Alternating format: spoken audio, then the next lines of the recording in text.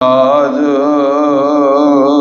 कहाँ बुद्ध प्रभु तुझ हमारी, वर्ण सकै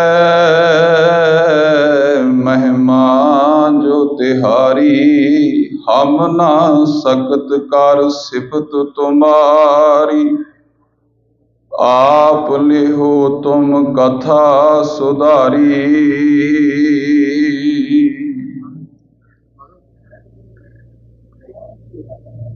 परम सन्मानयोग वालिए कुल आलम, सर्व सुखां दे दाता सतगुरु, समुची सृष्ट दे करनहार करता पुरख, दया दे सागर रहमतां दे भंडार, शब्द ब्रह्म गुरुदेव सतगुरु धन धन धन साहिब श्री गुरु ग्रंथ साहिब सच्चे पातशाह महाराज साहिब जी की अपार बख्शिश दे नाल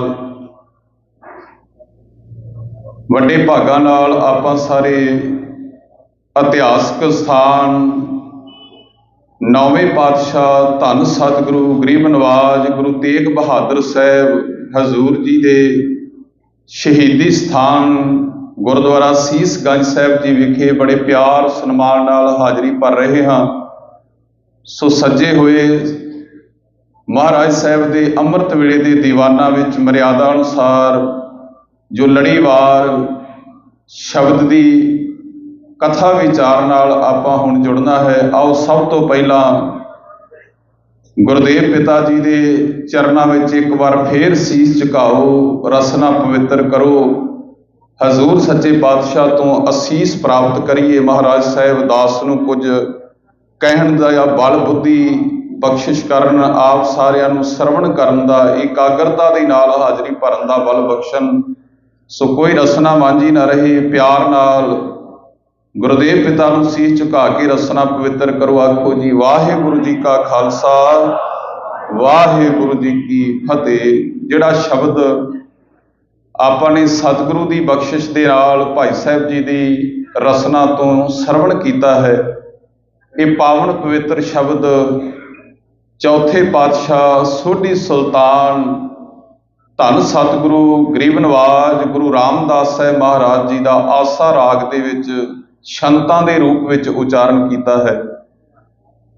पिछली लड़ी विच गुरमुख प्यारियां तो आप जी ने इस शब्द के पहले दो बंदां की कथा विचार सरवण की है।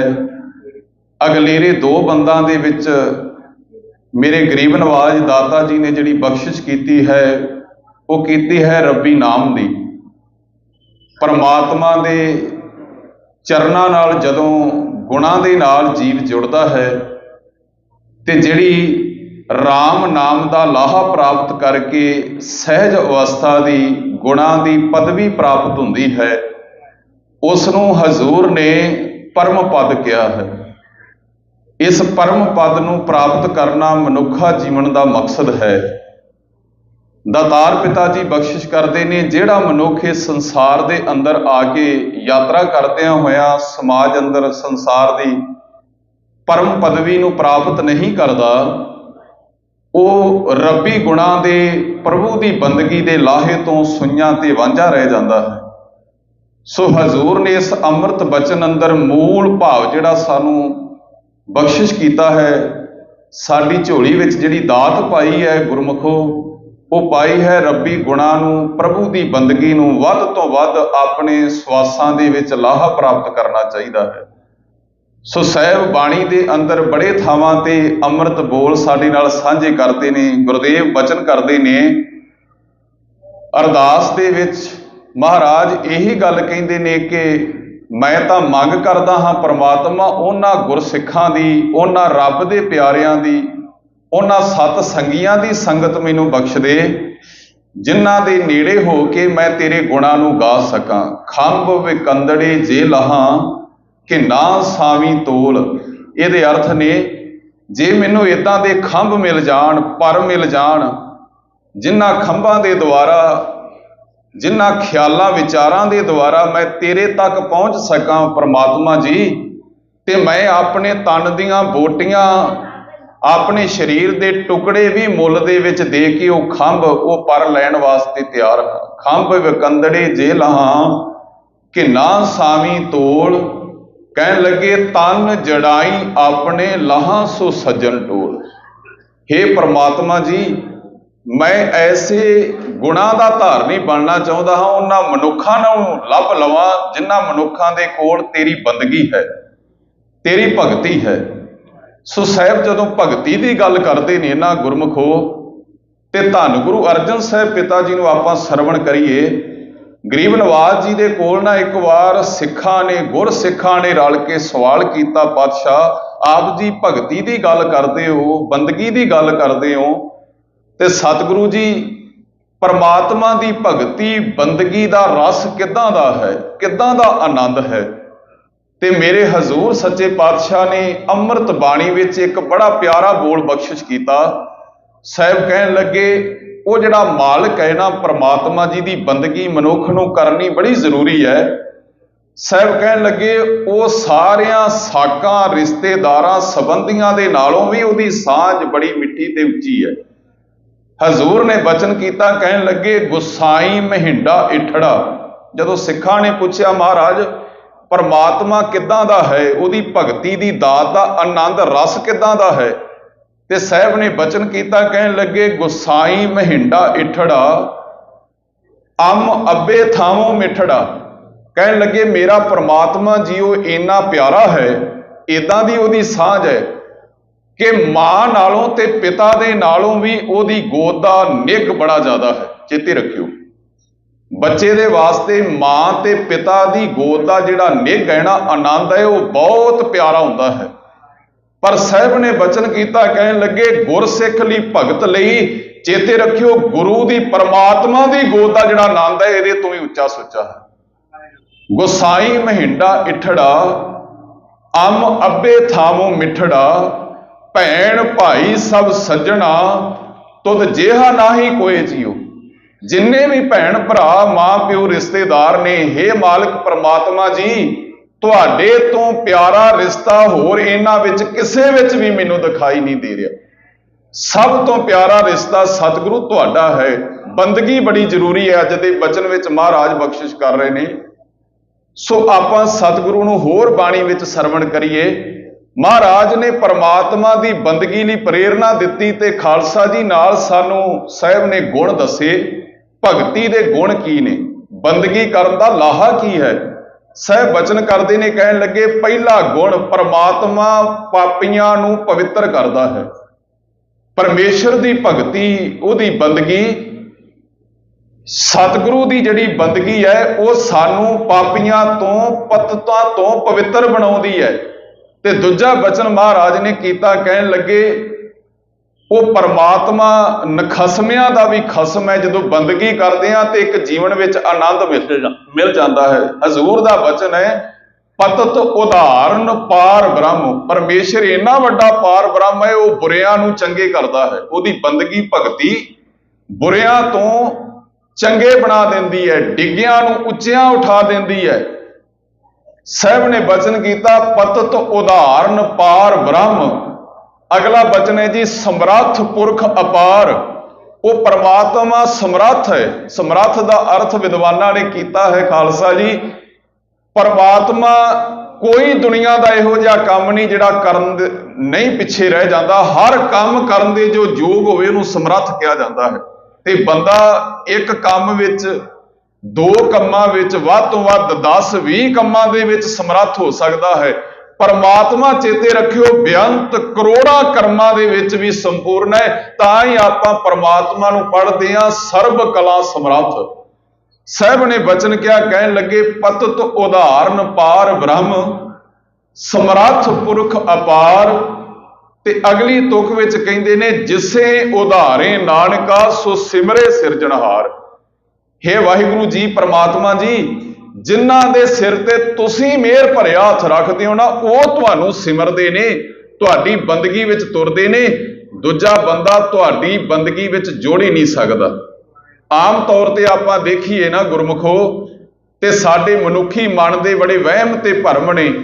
ਮਨੁੱਖ ਕਹਿ ਦਿੰਦਾ ਹੈ ਮੈਂ ਪਾਠ ਕੀਤਾ, ਬੰਦਾ ਕਹਿ ਦਿੰਦਾ ਹੈ ਮੈਂ ਗੁਰਦੁਆਰੇ ਆਇਆ, ਬੰਦਾ ਕਹਿ ਦਿੰਦਾ ਹੈ ਮੈਂ ਸੇਵਾ ਕੀਤੀ, ਬੰਦਾ ਕਹਿ ਦਿੰਦਾ ਹੈ ਆ ਮੈਂ ਪੁੰਨ ਦਾ ਭਲੇ ਦਾ ਕਰਮ ਕੀਤਾ।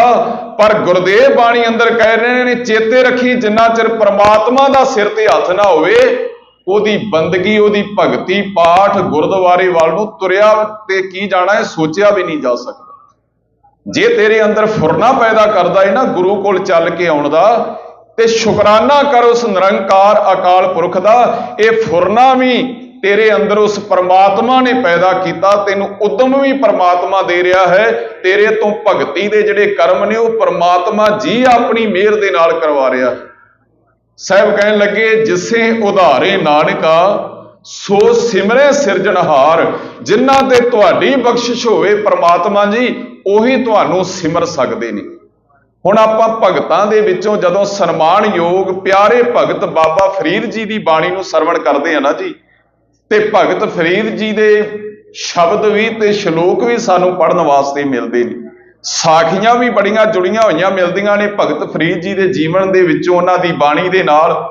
ਪਰ ਜਦੋਂ ਭਗਤੀ ਦੀ ਗੱਲ, ਬੰਦਗੀ ਦੀ ਗੱਲ ਕੀਤੀ ਹੈ ਗੁਰੂ ਸਵਾਰਿਓ, ਭਗਤ ਫਰੀਦ ਜੀ ਨੇ ਕਮਾਲ ਕਰ ਦਿੱਤੀ ਹੈ। ਬਚਨ ਕਿਹਾ, ਕਹਿਣ ਲੱਗੇ ਪਰਮਾਤਮਾ ਜੀ ਤੁਹਾਡੀ ਬੰਦਗੀ ਦਾ, ਭਗਤੀ ਦਾ ਰਸ ਸਾਰਿਆਂ ਰਸਾਂ ਦੇ ਵਿੱਚੋਂ ਸ਼੍ਰੋਮਣੀ ਹੈ। ਵੈਸੇ ਮੈਂ ਅਰਜ਼ ਕਰਦਿਆਂ ਜੀ ਇੱਕ ਸਾਖੀ ਵੀ ਇਸ ਸ਼ਬਦ ਦੇ ਨਾਲ, ਇਸ ਸ਼ਲੋਕ ਦੇ ਨਾਲ ਜੁੜੀ ਹੋਈ ਮਿਲਦੀ ਹੈ ਕਿ ਭਗਤ ਫਰੀਦ ਸਾਹਿਬ ਨੂੰ ਜੇ ਭਗਤੀ ਦੇ ਮਰਤਬੇ ਤੇ ਮੁਕਾਮ ਤੇ ਪਹੁੰਚਾਇਆ ਤੇ ਇਹਦੇ ਪਿੱਛੇ ਉਹਨਾਂ ਦੀ ਮਾਂ ਦਾ ਬੜਾ ਵੱਡਾ ਯੋਗਦਾਨ ਹੈ। ਅੱਜ ਕਿਉਂ ਲੋੜ ਹੈ ਸਾਨੂੰ ਆਪਣੇ ਘਰਾਂ ਵਿੱਚ ਰੋਜ਼ਾਨਾ ਇੱਕ ਸਾਖੀ, ਬੱਚਿਆਂ ਦੀ ਰਾਖੀ, ਗੁਰੂ ਕੀਆਂ ਬਾਤਾਂ, ਸਾਖੀਆਂ, ਬਾਣੀ ਦੇ ਨਿਤਨੇਮ ਨਾਲ ਜੁੜ ਕੇ ਬੱਚਿਆਂ ਨੂੰ ਜੋੜਨ ਦੀ। ਕਿਉਂਕਿ ਮਾਪਿਆਂ ਦਾ ਬੱਚਿਆਂ ਦੀ ਜ਼ਿੰਦਗੀ ਅੰਦਰ ਸਭ ਤੋਂ ਪਹਿਲਾਂ ਅਧਿਆਪਕ ਵਾਲਾ ਰੋਲ ਹੁੰਦਾ ਹੈ। ਭਾਈ ਸਾਹਿਬ ਭਾਈ ਵੀਰ ਸਿੰਘ ਹੋਣੀ, ਇੱਕ ਪਲ ਮੈਂ ਵਿੱਚੋਂ ਤੁਰਿਆ ਹਾਂ ਪਾਸੇ ਜੀ, ਭਾਈ ਸਾਹਿਬ ਭਾਈ ਵੀਰ ਸਿੰਘ ਸਨਮਾਨਯੋਗ ਡਾਕਟਰ ਵੀਰ ਸਿੰਘ ਜੀ ਬੜੇ ਪਿਆਰੇ ਸਿੱਖ ਪੰਥ ਦੇ ਵਿਦਵਾਨ ਹੋਏ ਨੇ ਜੀ। ਉਹਨਾਂ ਦੇ ਕੋਲ ਇੱਕ ਵਾਰ ਆ ਕੇ ਨਾ ਕਿਸੇ ਜਗਿਆਸੂ ਨੇ ਸਵਾਲ ਕੀਤਾ, ਕਹਿਣ ਲੱਗਾ ਭਾਈ ਸਾਹਿਬ ਜੀ ਬੱਚੇ ਨੂੰ ਗੁਰਮਤਿ ਦੀ ਵਿਦਿਆ ਕਦੋਂ ਦੇਣੀ ਚਾਹੀਦੀ ਹੈ, ਗੁਰਸਿੱਖੀ ਦੀ ਵਿਦਿਆ ਦਾਤ ਨਾਲ ਕਦੋਂ ਬੱਚੇ ਨੂੰ ਜੋੜਨਾ ਚਾਹੀਦਾ ਹੈ? ਤੇ ਭਾਈ ਸਾਹਿਬ ਨੇ ਜਵਾਬ ਦਿੱਤਾ, ਖਾਲਸਾ ਜੀ ਕਹਿਣ ਲੱਗੇ ਬੱਚੇ ਦੇ ਜਨਮ ਤੋਂ 1 ਸਾਲ ਘੱਟੋ ਘੱਟ ਪਹਿਲਾਂ। ਸਵਾਲ ਕਰਨ ਵਾਲਾ ਕਹਿੰਦਾ ਜੀ ਹੱਦ ਹੋ ਗਈ ਹੈ, ਬੱਚੇ ਦਾ ਜੇ ਜਨਮ ਨਹੀਂ ਹੋਇਆ ਤੁਸੀਂ ਇਹ ਕਹਿ ਰਹੇ ਹੋ ਵਿਦਿਆ ਗੁਰਸਿੱਖੀ ਦੀ, ਗੁਰਮਤਿ ਦੀ ਜਿਹੜੀ ਹੈ 1 ਸਾਲ ਪਹਿਲਾਂ ਦੇਣੀ ਚਾਹੀਦੀ ਹੈ, ਇਹਦਾ ਅਰਥ ਕੀ ਹੈ? ਬੜੇ ਸਿਆਣੇ ਸਨ ਭਾਈ ਸਾਹਿਬ, ਜਵਾਬ ਦਿੱਤਾ, ਕਹਿਣ ਲੱਗੇ ਚੇਤੇ ਰੱਖਿਓ ਜਿਸ ਮਾਂ ਨੇ, ਜਿਸ ਬਾਪ ਨੇ, ਜਿਨ੍ਹਾਂ ਮਾਪਿਆਂ ਨੇ ਬੱਚੇ ਨੂੰ ਜਨਮ ਔਲਾਦ ਨੂੰ ਦੇਣਾ ਹੈ, ਘੱਟੋ ਘੱਟ ਬੱਚੇ ਦੇ ਜਨਮ ਤੋਂ ਪਹਿਲਾਂ ਉਹਨਾਂ ਨੂੰ ਬੰਦਗੀ ਤੇ ਭਗਤੀ ਰੱਬ ਦੀ ਬਾਣੀ ਨਾਲ ਜੁੜਨਾ ਚਾਹੀਦਾ ਹੈ। ਕਿਉਂਕਿ ਜ਼ਮੀਨ ਤਿਆਰ ਹੋਏਗੀ ਤਾਂ ਗੁਰਸਿੱਖੀ ਦਾ ਬੂਟਾ ਪੈਦਾ ਹੋਏਗਾ ਨਾ ਜੀ। ਹੁਣ ਸਾਹਿਬ ਬਾਣੀ ਅੰਦਰ ਇਹ ਸਾਨੂੰ ਸਮਝਾ ਰਹੇ ਨੇ ਬਾਤਾਂ। ਭਗਤ ਫਰੀਦ ਸਾਹਿਬ ਦੀ ਭਗਤੀ ਦੇ ਵਿੱਚ, ਉਹਨਾਂ ਦੇ ਭਗਤੀ ਦੇ ਰੁਤਬੇ ਦੇ ਵਿੱਚ ਜੇ ਸਭ ਤੋਂ ਵੱਡਾ ਰੋਲ ਦਿਖਾਈ ਦਿੰਦਾ ਹੈ ਗੁਰੂ ਸਵਾਰਿਓ, ਤੇ ਉਹਨਾਂ ਦੀ ਮਾਂ ਦਾ ਹੈ। ਭਗਤ ਫਰੀਦ ਸਾਹਿਬ ਦੀ ਮਾਂ ਨੇ ਛੋਟੇ ਜਿਹੇ ਸਨ ਜਦੋਂ ਉਹਨਾਂ ਨੂੰ ਅੱਲਾ ਦੀ ਇਬਾਦਤ, ਖੁਦਾ ਦੀ ਭਗਤੀ ਦੇ ਵਿੱਚ ਲਾ ਦਿੱਤਾ। ਰੋਜ਼ਾਨਾ ਨਮਾਜ਼ ਪੜ੍ਹਦੇ ਨੇ ਤੇ ਮਾਂ, ਜਿਵੇਂ ਬੱਚਾ ਛੋਟਾ ਜਿਹਾ ਘਰ 'ਚ ਹੁੰਦਾ ਹੈ, ਮਾਂ ਰੋਜ਼ ਕਹਿੰਦੀ ਹੈ ਬੇਟਾ ਬੰਦਗੀ ਕਰ, ਅੱਲਾ ਦੀ ਇਬਾਦਤ ਕਰ, ਖੁਦਾ ਦੀ ਭਗਤੀ ਕਰ, ਬਹੁਤ ਦਾਤਾਂ ਮਿਲਣਗੀਆਂ। ਤੇ ਲਿਖਿਆ ਮਿਲਦਾ ਹੈ ਭਗਤ ਜੀ ਦੇ ਜੀਵਨ ਦੀ ਸਾਖੀਆਂ ਦੇ ਵਿੱਚੋਂ, ਜਦੋਂ ਉਹਨਾਂ ਨੇ ਮੁਸੱਲਾ ਵਿਛਾ ਕੇ ਰੋਜ਼ ਨਮਾਜ਼ ਅਦਾ ਕਰਨ ਵਾਸਤੇ ਬੈਠਣਾ ਨਾ ਜੀ, ਨਮਾਜ਼ ਪੜ੍ਹਨ ਲਈ, ਤੇ ਮਾਂ ਨੇ ਰੋਜ਼ ਮੁਸੱਲੇ ਦੇ ਹੇਠ ਕਦੇ ਗੁੜ, ਕਦੇ ਸ਼ੱਕਰ, ਕਦੇ ਖੰਡ, ਇਤ ਆਦਿਕ ਮਿੱਠੀਆਂ ਵਸਤੂਆਂ ਜਿਹੜੀਆਂ ਰੱਖ ਦੇਣੀਆਂ। ਕਿਉਂਕਿ ਬੱਚੇ ਦਾ ਸੁਭਾਅ ਹੈ ਮਿੱਠੀ ਚੀਜ਼ ਤੇ ਬੜਾ ਖੁਸ਼ ਹੁੰਦਾ ਹੈ। ਪਰ ਰੋਜ਼ ਮਾਂ ਉਪਰਾਲਾ ਕਰਦੀ ਹੈ ਤੇ ਨਾਲ ਦੁਆ ਕਰਦੀ ਹੈ, ਹੇ ਅੱਲਾ ਖੁਦਾ ਕਿਰਪਾ ਕਰਿਓ, ਮਿਹਰ ਕਰਿਓ, ਮੇਰਾ ਪੁੱਤਰ ਭਗਤੀ ਦੇ ਮਰਤਬੇ ਨੂੰ ਪ੍ਰਾਪਤ ਕਰ ਸਕੇ। ਇੱਕ ਬੰਨੇ ਮਾਂ ਇਹ ਯਤਨ ਉਪਰਾਲੇ ਕਰ ਰਹੀ ਹੈ, ਦੂਜੇ ਬੰਨੇ ਮਾਂ ਦੁਆਵਾਂ ਤੇ ਅਰਦਾਸਾਂ ਕਰ ਰਹੀ ਹੈ। ਅਰਦਾਸਾਂ ਦੁਆਵਾਂ ਮਾਂ ਦੀਆਂ ਕਬੂਲ ਹੋਈਆਂ। ਅੱਜ ਭਗਤ ਫਰੀਦ ਸਾਹਿਬ ਜਦੋਂ ਮੁਸੱਲਾ ਵਿਛਾ ਕੇ ਬੰਦਗੀ ਵਿੱਚ ਬੈਠੇ, ਇੰਨੇ ਜੁੜੇ, ਆਪਣੇ ਸਰੀਰ ਦਾ ਚੇਤਾ ਭੁੱਲ ਗਿਆ, ਭਗਤੀ ਵਿੱਚ ਲੀਨ ਹੋ ਗਏ। ਤੇ ਮਾਂ ਨੂੰ ਉੱਠ ਕੇ ਫਿਰ ਉਹਨਾਂ ਨੇ ਇੱਕ ਬਚਨ ਕਿਹਾ ਜਿਹੜਾ ਬਾਣੀ ਵਿੱਚ ਸੁਭਾਏ ਮਾਨ ਹੈ, ਫਰੀਦਾ ਸ਼ੱਕਰ ਖੰਡ ਨਵਾਤ ਗੁੜ, ਮਾਖਿਓ ਮਾਝਾ ਦੁੱਧ, ਸਭੇ ਵਸਤੂ ਮਿੱਠੀਆਂ ਰੱਬ ਨਾ ਪੁੱਜਣ ਤੁਧ। ਇਹ ਸਾਰੀਆਂ ਮਿੱਠੀਆਂ ਵਸਤੂਆਂ ਤਾਂ ਮਾਂ ਸਰੀਰ ਤੱਕ ਸੀਮਤ ਰਹਿ ਜਾਂਦੀਆਂ ਨੇ, ਪਰ ਸਰੀਰ ਤੋਂ ਅੱਗੇ ਜਿਹੜੀ ਜ਼ਮੀਰ ਹੈ, ਜਿਹੜੀ ਆਤਮਾ ਹੈ, ਉੱਥੋਂ ਤੱਕ ਤਾਂ ਰੱਬ ਦੀ ਭਗਤੀ ਤੇ ਬੰਦਗੀ ਦੀ ਦਾਤ ਜਿਹੜੀ ਉਹਦੀ ਜਿਹੜਾ ਰਸ ਆਨੰਦ ਤਾਕਤ ਹੈ ਉਹ ਬਹੁਤ ਵੱਡੀ ਹੈ। ਸਭੇ ਵਸਤੂ ਮਿੱਠੀਆਂ ਰੱਬ ਨਾ ਪੁੱਜਣ ਤੁਧ। ਰੱਬ ਦੀ ਭਗਤੀ ਤੱਕ ਇਹ ਵਸਤੂਆਂ ਨਹੀਂ ਪਹੁੰਚ ਸਕਦੀਆਂ, ਕਿਉਂਕਿ ਇਹ ਰਸ ਨਿੱਕਾ ਹੈ, ਰੱਬ ਦੀ ਬੰਦਗੀ ਦਾ ਰਸ ਸਾਰਿਆਂ ਰਸਾਂ ਨਾਲੋਂ ਉੱਚਾ ਹੈ। ਸੋ ਮਹਾਰਾਜ ਅੱਜ ਦੇ ਅੰਮ੍ਰਿਤ ਬਚਨਾਂ ਵਿੱਚ ਇਹ ਸਾਨੂੰ ਬਖਸ਼ਿਸ਼ ਕਰ ਰਹੇ ਨੇ। ਗੁਰਮੁਖੋ, ਬੰਦੇ ਦਾ ਆਮ ਕਰਕੇ ਸੁਭਾਅ ਹੈ, ਸਲਾਹਾਂ ਬੜੀਆਂ ਦਿੰਦਾ ਹੈ, ਸਲਾਹਾਂ ਲੈਂਦਾ ਬਹੁਤ ਜ਼ਿਆਦੀਆਂ ਹੈ, ਪਰ ਉਦਮ ਉਪਰਾਲਾ ਕਰਨ ਵਾਲੇ ਪਾਸਿਓਂ ਇਹ ਕੰਜੂਸੀ ਕਰ ਜਾਂਦਾ ਹੈ, ਢਿੱਲ ਮੱਠ ਵਿਖਾ ਜਾਂਦਾ ਹੈ। ਆਪਾਂ ਧਰਮ ਦੀ ਦੁਨੀਆ ਦੇ ਅੰਦਰ ਦੇਖਦੇ ਹਾਂ, ਖਾਲਸਾ ਜੀ, ਰਸਤੇ ਪੁੱਛਣ ਵਾਲੇ ਤੇ ਰਸਤੇ ਦੱਸਣ ਵਾਲੇ ਵੀ ਮਿਲ ਜਾਂਦੇ ਨੇ। ਰਸਤੇ ਪੁੱਛਣ ਵਾਲੇ ਬਹੁਤ ਆਪ ਨਜ਼ਰ ਆਉਂਦੇ ਨੇ, ਭੀੜ ਲੱਗੀ ਹੈ। ਰਸਤੇ ਤੇ ਚੱਲਣ ਵਾਲਿਆਂ ਦੀ ਅੱਜ ਘਾਟ ਨਜ਼ਰ ਆ ਰਹੀ ਹੈ। ਰਸਤੇ ਤੇ ਜਿਹੜੇ ਚੱਲਦੇ ਨੇ ਉਹਨਾਂ ਦੇ ਸੰਬੰਧ ਵਿੱਚ ਗੁਰੂ ਅਰਜਨ ਸਾਹਿਬ ਨੇ ਬੜਾ ਪਿਆਰਾ ਬਚਨ ਕਿਹਾ। ਸਾਹਿਬ ਫਰਮਾਨ ਕਰਦੇ ਨੇ, ਕਹਿਣ ਲੱਗੇ, ਸਦ ਬਲਹਾਰੀ ਤਿਨਾ ਜੇ ਸੁਣਤੇ ਹਰ ਕਥਾ। ਜਿਹੜੇ ਰੱਬ ਦੀ ਬੰਦਗੀ ਭਗਤੀ ਕਰਦੇ ਨੇ, ਕਥਾ ਵਾਹਿਗੁਰੂ ਦੀ ਸੁਣਦੇ ਨੇ ਨਾ, ਉਹਨਾਂ ਤੋਂ ਮੈਂ ਬਲਹਾਰ ਜਾਂਦਾ ਹਾਂ। ਸਦ ਬਲਹਾਰੀ ਤਿਨਾ ਜੇ ਸੁਣਤੇ ਹਰ ਕਥਾ, ਪੂਰੇ ਤੇ ਪ੍ਰਧਾਨ ਨਵਾਵੇਂ ਪ੍ਰਭ ਮੱਥਾ। ਹਰ ਜਸ ਲਿਖੇ ਬਿਆੰਤ ਸੋਹੇ ਸੇ ਹੱਥਾ, ਚਰਨ ਪਨੀਤ ਪਵਿੱਤਰ ਚਾਲੇ ਪ੍ਰਭ ਪੰਥਾ। ਸੰਤਾਂ ਸੰਗ ਉਧਾਰ ਸਗਲਾ ਦੁੱਖ ਲੱਥਾ। ਕਹਿਣ ਲੱਗੇ, ਰੱਬ ਦੇ ਪਿਆਰਿਆਂ ਨਾਲ ਜੁੜ ਕੇ ਤਾਂ ਸਾਰੇ ਦੁੱਖ ਦੂਰ ਹੋ ਜਾਇਆ ਕਰਦੇ ਨੇ। ਹੁਣ ਯਾਦ ਰੱਖਣਾ ਜੀ, ਗੁਰੂ ਗ੍ਰੰਥ ਸਾਹਿਬ ਦੀ ਅੰਮ੍ਰਿਤ ਬਾਣੀ ਦੇ ਪਹਿਲੇ ਲਿਖਾਰੀ ਭਾਈ ਸਾਹਿਬ ਭਾਈ ਗੁਰਦਾਸ ਜੀ, ਉਹ ਸਾਡੇ ਮਨੁੱਖੀ ਮਨ ਦੀ ਇੱਕ ਕਮਜ਼ੋਰੀ ਦਾ ਜ਼ਿਕਰ ਕਰਦੇ ਨੇ। ਭਾਈ ਸਾਹਿਬ ਨੇ ਕਿਹਾ, ਬੰਦਾ ਭਗਤੀ ਵੱਲੋਂ, ਬੰਦਗੀ ਦੇ ਵੱਲੋਂ, ਪਰਮੇਸ਼ਰ ਦੇ ਸਿਮਰਨ ਦੇ ਵਾਲੇ ਪਾਸਿਓਂ ਕਿਉਂ ਅਵੇਸਲਾ ਰਹਿੰਦਾ ਹੈ। ਭਾਈ ਸਾਹਿਬ ਨੇ 3 ਉਦਾਹਰਨਾਂ ਦਿੱਤੀਆਂ ਜੀ, ਤੇ ਚੌਥੀ ਪੰਕਤੀ ਦੇ ਵਿੱਚ ਉਹਨਾਂ ਨੇ ਜਾ ਕੇ ਖੁਲਾਸਾ ਕੀਤਾ ਹੈ। ਭਾਈ ਸਾਹਿਬ ਕਹਿਣ ਲੱਗੇ, ਬੰਦੇ ਦਾ ਸੁਭਾਅ ਹੈ, ਇਹ ਰਸਤੇ ਬੜੇ ਪੁੱਛਦਾ ਹੈ, ਪਰ ਰਸਤੇ ਤੇ ਤੁਰਦਾ ਨਹੀਂ ਹੈ। ਅੱਜ ਮੈਂ ਫੇਰ ਅਰਜ਼ ਕਰਦੇ ਹਾਂ ਗੁਰੂ ਸਵਾਰਿਓ, ਖਾਸ ਕਰਕੇ ਸਿੱਖਾਂ ਦੇ ਵਿੱਚ ਜਿੰਨਾ ਰਸਤੇ ਪੁੱਛਣ ਵਾਲਿਆਂ ਦੀ, ਸਵਾਲ ਕਰਨ ਵਾਲਿਆਂ ਦੀ ਭੀੜ ਦੇਖਦੇ ਆ, ਚੱਲਣ ਵਾਲੇ ਬਹੁਤ ਘੱਟ ਦਿਖਾਈ ਦਿੰਦੇ ਨੇ। ਚੱਲਣ ਵਾਲੇ ਸਤਿਪੁਰਖ, ਸੰਤ ਪੁਰਸ਼, ਰੱਬ ਦੇ ਪਿਆਰੇ, ਭਗਤੀ ਵਾਲੇ, ਜੀਵਨ ਵਾਲੇ ਜਿਹੜੇ ਨੇ, ਉਹਨਾਂ ਦੀ ਅੱਜ ਘਾਟ ਨਜ਼ਰ ਆ ਰਹੀ ਹੈ। ਰਸਤੇ ਪੁੱਛਣ ਵਾਲਿਆਂ ਦੀ ਭੀੜ ਅੱਜ ਦਿਖਾਈ ਦੇ ਰਹੀ ਹੈ। ਹੁਣ ਭਾਈ ਗੁਰਦਾਸ ਜੀ ਨੇ ਬਚਨ ਕੀਤਾ ਪਹਿਲੀ ਪੰਕਤੀ ਵਿੱਚ, ਕਹਿਣ ਲੱਗੇ, ਪੂਛਤ ਪਥਕ ਤੇ ਮਾਰਗ ਨਾ ਧਰੇ ਪੱਗ। ਜੇ ਕੋਈ ਬੰਦਾ ਰਸਤਾ ਪੁੱਛੀ ਜਾਵੇ ਜੀ, ਇੱਥੋਂ ਅੰਮ੍ਰਿਤਸਰ ਕਿੰਨੇ ਕਿਲੋਮੀਟਰ ਹੈ, ਤੇ ਰਸਤਾ ਪੁੱਛੀ ਜਾਵੇ ਅੰਮ੍ਰਿਤਸਰ ਨੂੰ ਰਸਤਾ ਕਿਹੜਾ ਜਾਂਦਾ ਹੈ, ਤੇ ਤੁਰੇ ਨਾ ਕਦਮ ਨਾ ਰੱਖੇ। ਚੇਤੇ ਰੱਖਿਓ, ਬੰਦਾ ਕਦੇ ਵੀ ਮਾਰਗ ਤੇ ਨਾ ਚੱਲ ਸਕਦਾ ਹੈ, ਨਾ ਮੰਜ਼ਿਲ ਤੇ ਪਹੁੰਚ ਸਕਦਾ ਹੈ। ਭਾਈ ਸਾਹਿਬ ਨੇ ਬਚਨ ਕੀਤਾ, ਕਹਿਣ ਲੱਗੇ, ਪੂਛਤ ਪਥਕ ਤੇ ਮਾਰਗ ਨਾ ਧਰੇ ਪੱਗ, ਪ੍ਰੀਤਮ ਕੇ ਦੇਸ਼ ਕੈਸੇ ਬਾਤਨ ਸੇ ਜਾਈਐ। ਪਰਮਾਤਮਾ ਪਿਆਰੇ ਨਾਲ ਕਿਵੇਂ ਮੇਲ ਹੋ ਸਕਦਾ ਹੈ ਜਦੋਂ ਪੁੱਛੀ ਜਾ ਰਿਹਾ ਹੈ, ਬੰਦੇ ਤੋਂ ਤੁਰ ਨਹੀਂ ਰਿਹਾ। ਮਰਿਆਦਾ ਪੁੱਛੀ ਜਾ ਰਿਹਾ ਹੈ, ਕਿੰਨੀ ਬਾਣੀ ਪੜ੍ਹਨੀ ਚਾਹੀਦੀ ਹੈ, ਕਿਹੜੀ ਬਾਣੀ ਪੜ੍ਹਨੀ ਚਾਹੀਦੀ ਹੈ, ਬਾਣੀ ਪੜ੍ਹ ਨਹੀਂ ਰਿਹਾ, ਭਗਤੀ ਕਰ ਨਹੀਂ ਰਿਹਾ। ਦੂਸਰੀ ਪੰਕਤੀ ਦੇ ਵਿੱਚ ਭਾਈ ਗੁਰਦਾਸ ਜੀ ਬਚਨ ਕਰਦੇ ਨੇ, ਕਹਿਣ ਲੱਗੇ, ਇਹ ਤਾਂ ਹਾਲਤ ਇਦਾਂ ਦੀ ਹੈ ਨਾ ਫਿਰ, ਕਿ ਬੰਦਾ ਵੈਦ ਦੇ ਕੋਲੋਂ ਦਵਾਈ ਲੈ ਆਵੇ, ਦਵਾਈ ਦੇ ਬਾਰੇ ਪੁੱਛੀ ਵੀ ਜਾਵੇ, ਕਿੰਨਾ ਸਮਾਂ ਖਾਣੀ ਹੈ, ਕਦੋਂ ਖਾਣੀ ਹੈ, ਪਰ ਪਰਹੇਜ਼ ਰੱਖੇ ਹੀ ਨਾ, ਉਸ ਬੰਦੇ ਦਾ ਕਦੇ ਵੀ ਦੁੱਖ ਦੂਰ ਨਹੀਂ ਹੋਏਗਾ, ਉਹਦੀ ਬਿਮਾਰੀ ਕਦੇ ਵੀ ਨਹੀਂ ਜਾਏਗੀ। ਕਹਿਣ ਲੱਗੇ, ਪੂਛਤ ਹੈ ਵੈਦ ਖਾਦ ਔਖਦ ਨਾ ਸੰਜਮ ਸਹਿ, ਕੈਸੇ ਮਿਟੇ ਰੋਗ ਸੁਖ ਸਹਿਜ ਸਮਾਈ ਹੈ। ਚੇਤੇ ਰੱਖਿਓ, ਸਿਆਣੇ ਬਜ਼ੁਰਗ ਕਹਿੰਦੇ ਹੁੰਦੇ ਸਨ, ਦਵਾਈ ਦੇ ਨਾਲੋਂ ਪਰਹੇਜ਼ ਵੱਡਾ ਹੈ। ਭਾਵ ਜੇ ਬੰਦੇ ਨੇ ਪਰਹੇਜ਼ ਕਰ ਲਿਆ ਨਾ, ਤੇ ਦਵਾਈ ਵੀ ਜ਼ਿਆਦਾ ਅਸਰ ਕਰਦੀ ਹੈ। ਚੇਤੇ ਰੱਖਿਓ, ਜੇ ਦਵਾਈ ਖਾ ਰਿਹਾ ਇਹ ਪਰਹੇਜ਼ ਨਹੀਂ ਹੈ ਤੇ ਬੰਦੇ ਦੀ ਬਿਮਾਰੀ ਦੂਰ ਨਹੀਂ ਹੋਏਗੀ। ਆਮ ਕਰਕੇ ਆਪਾਂ ਦੇਖਦੇ ਹਾਂ ਜੀ, ਸ਼ੂਗਰ ਦਾ ਲੋਕ ਰੌਲਾ ਪਾਉਂਦੇ ਨੇ, ਕੋਲੇਸਟ੍ਰੋਲ ਦਾ ਰੌਲਾ ਪਾਉਂਦੇ ਨੇ, ਨਾਲ ਤਲਿਆ ਸਾਰੇ ਪਕਵਾਨ ਵੰਨ ਸਵੰਨੇ ਖਾਈ ਵੀ ਜਾਂਦੇ ਨੇ, ਨਾਲ ਗੋਲੀਆਂ ਦੇ ਫੱਕੇ ਵੀ ਮਾਰੀ ਜਾਂਦੇ ਨੇ, ਨਾਲ ਇਹ ਕਹਿ ਦਿੰਦੇ ਨੇ ਕੋਈ ਗੱਲ ਨਹੀਂ, ਜੇ ਸ਼ੂਗਰ ਵਧੀ ਹੈ ਗੋਲੀ ਆਪਾਂ ਵੱਧ ਖਾ ਲਵਾਂਗੇ। ਹੁਣ ਭਾਈ ਗੁਰਦਾਸ ਜੀ ਨੇ ਬਚਨ ਕਿਹਾ, ਕਹਿਣ ਲੱਗੇ ਪੂਛਤ ਹੈ ਵੈਦ ਖਾਦ ਔਖਦ ਨਾ ਸੰਜਮ ਸੇ, ਕੈਸੇ ਮਿਟੇ ਰੋਗ ਸੁਖ ਸਹਿਜ ਸਮਾਈ ਹੈ, ਪੂਛਤ ਹੈ ਸੁਹਾਗਣ ਕਰਮ ਹੈ ਦੁਹਾਗਣ ਕੇ। ਤੀਸਰੀ ਪੰਕਤੀ 'ਚ ਕਹਿਣ ਲੱਗੇ ਕੋਈ ਔਰਤ ਇੱਕ ਸੁਹਾਗਣ ਬੀਬੀ ਨੂੰ, ਇੱਕ ਘਰ-ਬਾਰ ਵਾਲੀ ਔਰਤ ਨੂੰ, ਭੈਣ ਨੂੰ ਪੁੱਛੀ ਜਾਵੇ, ਭੈਣੇ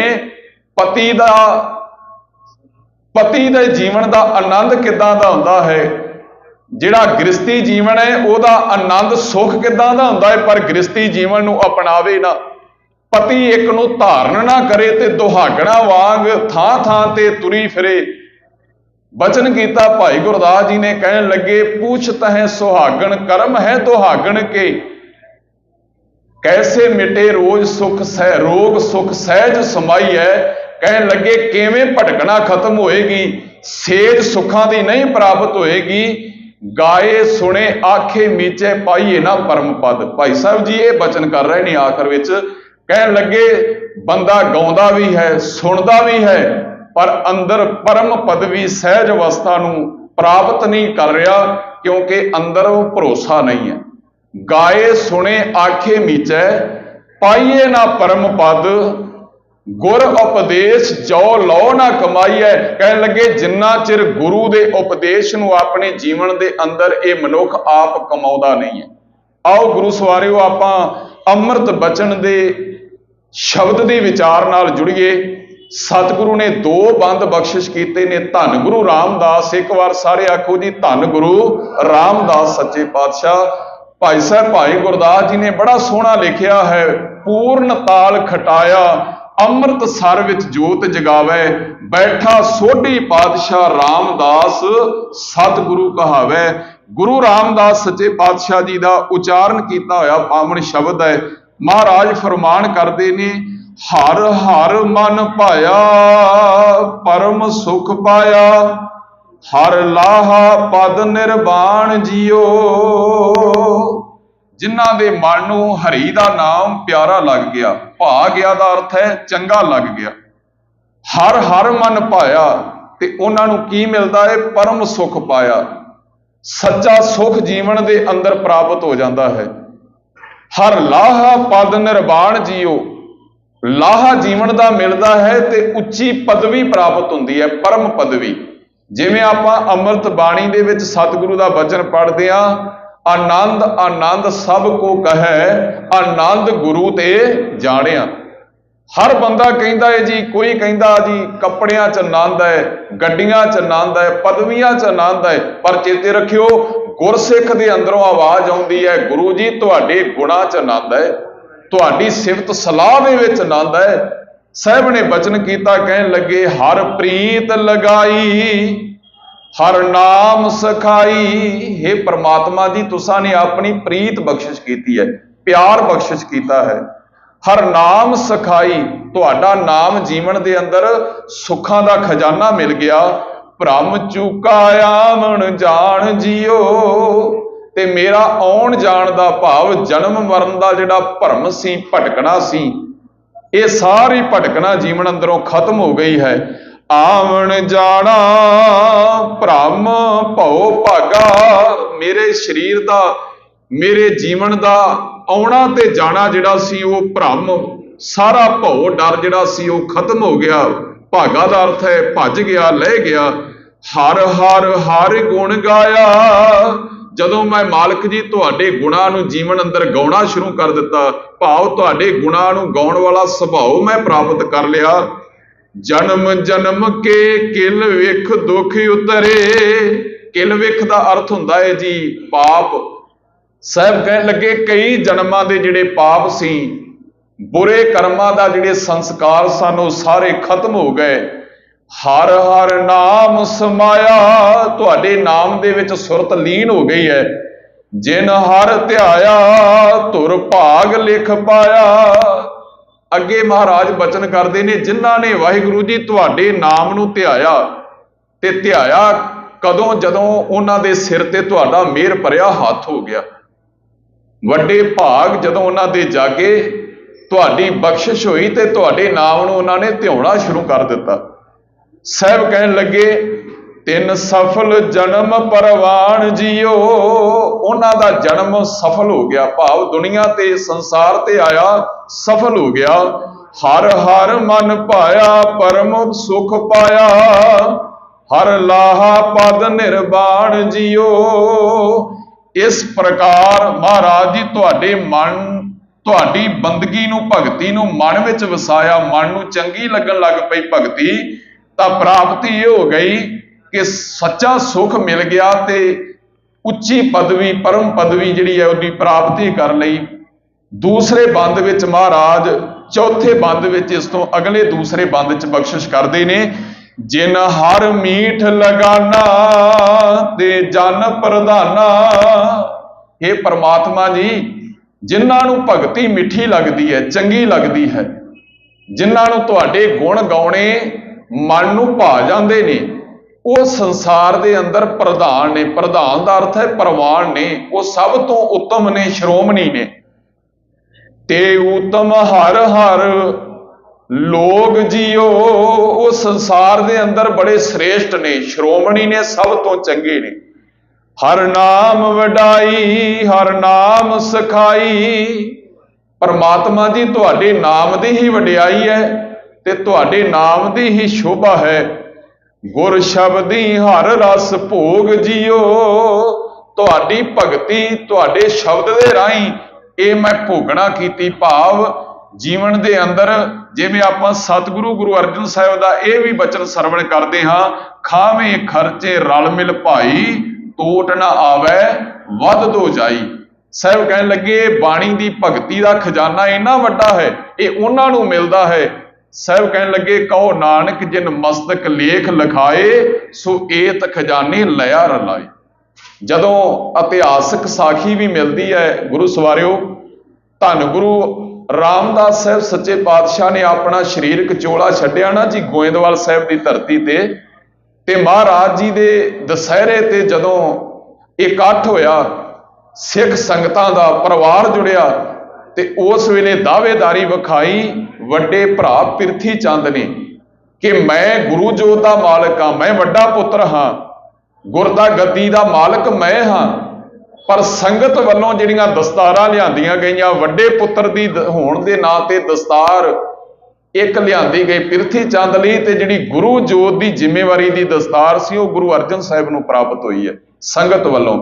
ਪਰ ਪਿਰਥੀ ਚੰਦ ਨੇ ਧੌਂਸ ਵਿਖਾਉਂਦਿਆਂ, ਸੀਨਾ ਜੋਰੀ ਵਿਖਾਉਂਦਿਆਂ ਨਾ ਜੀ, ਜਿਹੜੀ ਗੁਰੂ ਬਖਸ਼ਿਸ਼ ਵਾਲੀ, ਗੁਰਜੋਤ ਵਾਲੀ, ਜਿਹੜੀ ਗੁਰਗੱਦੀ ਵਾਲੀ ਦਸਤਾਰ ਸੀ, ਉਹ ਵੀ ਧੱਕੇ ਨਾਲ ਖੋਹ ਲਈ। ਜਦੋਂ ਉਹਨਾਂ ਨੇ ਦਸਤਾਰ ਉਹ ਵੀ ਖੋਹ ਲਈ, ਉਸ ਵੇਲੇ ਭਰੀ ਸੰਗਤ ਵਿੱਚ ਖੜ ਕੇ ਭਾਈ ਸਾਹਿਬ ਦੇ, ਯਾਦ ਰੱਖਣਾ ਬਾਬਾ ਬੁੱਢਾ ਸਾਹਿਬ ਦੇ ਜੀਵਨ ਵਿੱਚੋਂ ਮਿਲਦਾ ਹੈ, ਸਨਮਾਨਯੋਗ ਬਾਬਾ ਬੁੱਢਾ ਜੀ ਨੇ ਉੱਥੇ ਬਚਨ ਕਹੇ ਸਨ ਕਿ ਪਿਰਥੀ ਚੰਦ ਯਾਦ ਰੱਖੀ, ਦਸਤਾਰ ਤਾਂ ਧੱਕੇ ਨਾਲ ਲੈ ਲਈ ਹੈ, ਪਰ ਜਿਹੜੀ ਗੁਰੂ ਜੋਤ ਹੈ ਨਾ, ਇਹ ਕਿਸੇ ਦੀ ਮੁਹਤਾਜ ਨਹੀਂ ਹੈ, ਇਹ ਗੁਰੂ ਅਰਜਨ ਸਾਹਿਬ ਦੇ ਸਿਰ ਦੇ ਉੱਪਰ ਬਖਸ਼ਿਸ਼ ਹੋਈ ਹੈ, ਤੇ ਗੁਰੂ ਜੋਤ ਦੇ ਮਾਲਕ ਗੁਰੂ ਅਰਜਨ ਸਾਹਿਬ ਨੇ ਇਸ ਵੇਲੇ ਇਹ ਖਰੇ ਬਚਨ ਬਾਬਾ ਬੁੱਢਾ ਸਾਹਿਬ ਜੀ ਨੇ ਗੋਇੰਦਵਾਲ ਸਾਹਿਬ ਦੀ ਧਰਤੀ ਤੇ ਭਰੀ ਹੋਈ ਸੰਗਤ ਵਿੱਚ ਪਿਰਥੀ ਚੰਦ ਨੂੰ ਸੁਣਾ ਦਿੱਤੇ ਸਨ।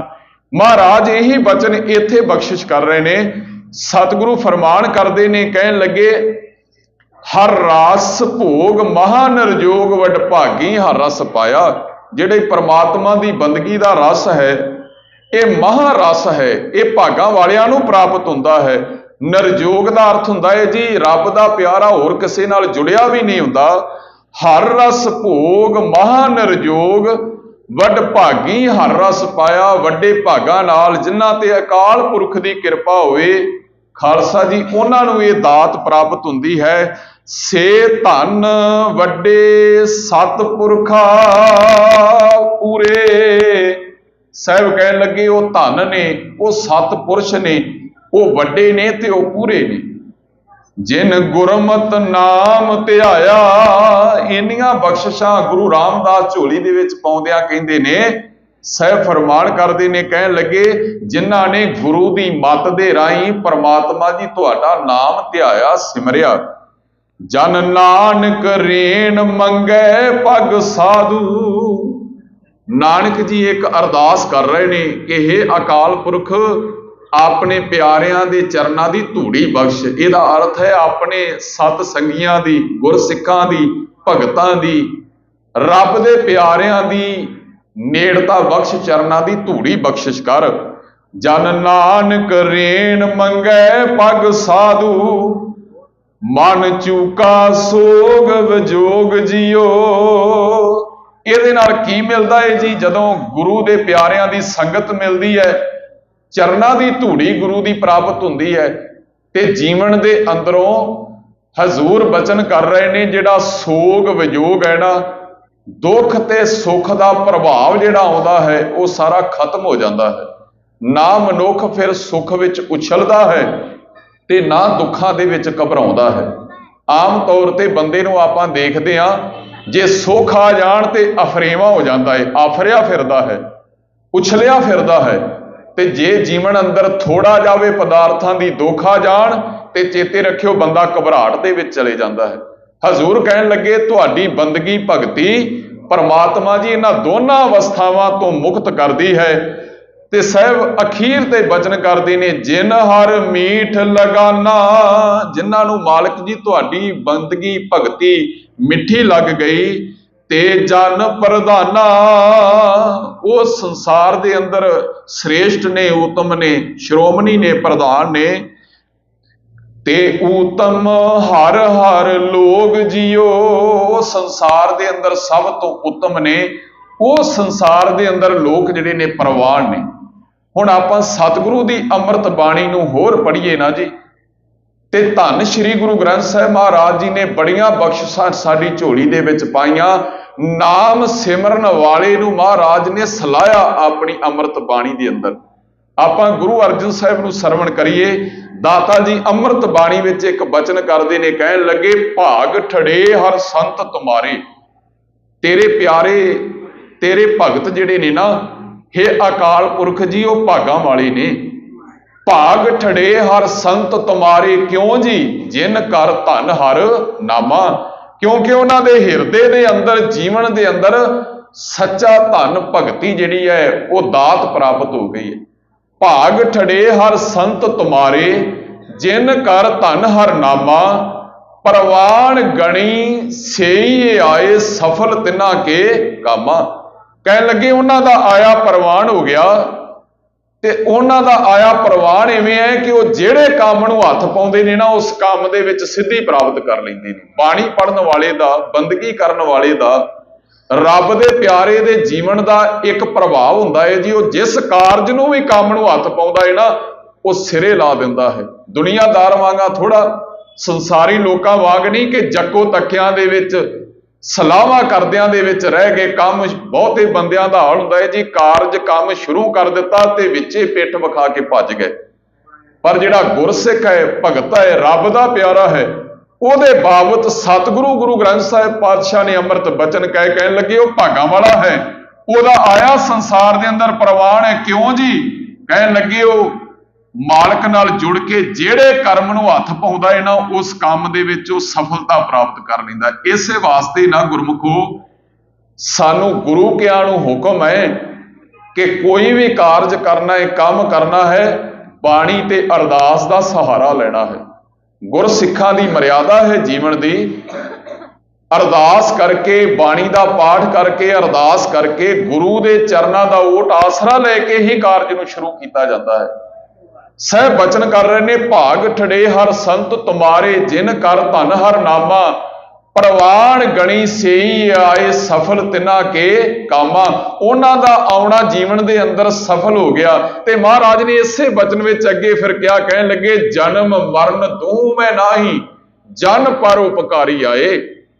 ਉਹ ਫਿਰ ਜਨਮ ਮਰਨ ਤੋਂ ਵੀ ਮੁਕਤ ਹੋ ਜਾਇਆ ਕਰਦੇ ਨੇ। ਜੀ ਦਾਨ ਦੇ ਭਗਤੀ ਲਾਇਨ, ਹਰ ਸਿਓ ਲੈਣ ਮਲਾਏ। ਕਹਿਣ ਲੱਗੇ ਉਹਨਾਂ ਦਾ ਜੀਵਨ ਜਿਹੜਾ ਹੈ ਉਹ ਦਾਨ ਬਣ ਜਾਂਦਾ ਹੈ। ਦਾਨ ਇਦਾਂ ਦਾ ਬਣ ਜਾਂਦਾ ਹੈ, ਜੀਵਨ ਹੀ ਪੌੜੀਆਂ ਬਣ ਜਾਂਦੀਆਂ ਨੇ। ਮਨੁੱਖਤਾ ਉਸ ਪੌੜੀ ਦੇ ਰਾਹੀਂ ਰੱਬ ਦੇ ਘਰ ਤੱਕ ਪਹੁੰਚਦੀ ਹੈ।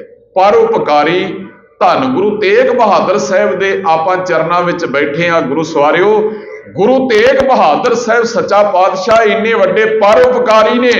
ਅੱਜ ਦੁਨੀਆ ਦੇ ਅੰਦਰ ਸਿੱਖ ਮਾਣ ਕਰਦੇ ਨੇ ਕਿ ਮਨੁੱਖੀ ਹੱਕਾਂ ਦੇ ਲਈ ਜੇ ਸ਼ਹਾਦਤ ਦੇ ਕੇ ਪਹਿਲੀ ਨੀਂਹ ਰੱਖੀ ਹੈ UNO ਦੀ ਮਨੁੱਖੀ ਹੱਕਾਂ ਦੇ ਅਧਿਕਾਰਾਂ ਦੀ, ਤੇ ਉਹ ਧੰਨ ਗੁਰੂ ਤੇਗ ਬਹਾਦਰ ਸਾਹਿਬ ਨੇ ਰੱਖੀ ਹੈ। ਇੱਕ ਵਾਰ ਫੇਰ ਮਹਾਰਾਜ ਦਾ ਆਪਾਂ ਬਚਨ ਪੜ੍ਹੀਏ।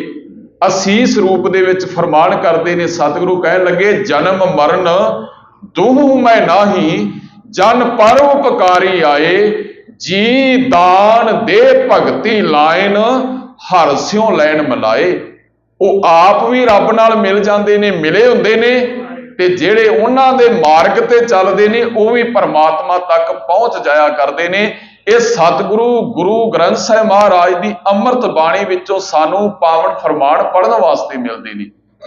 ਆਪਾਂ ਸਾਹਿਬ ਦਾ ਇੱਕ ਬਚਨ ਹੋਰ ਪੜ੍ਹ ਦਈਏ, ਜੋ ਜਾਣੇ ਤੇ ਸਦਾ ਸੁਖ ਹੋਏ। ਸੁਖਮਨੀ ਸਾਹਿਬ ਗੁਰੂ ਅਰਜਨ ਸਾਹਿਬ ਜੀ ਸਾਹਿਬ ਕਹਿਣ ਲੱਗੇ, ਆਪ ਮਲਾਏ ਲਏ ਪ੍ਰਭ ਸੋਏ, ਉਹ ਧਨਵੰਤ ਕੁਲਵੰਤ ਪਤਵੰਤ।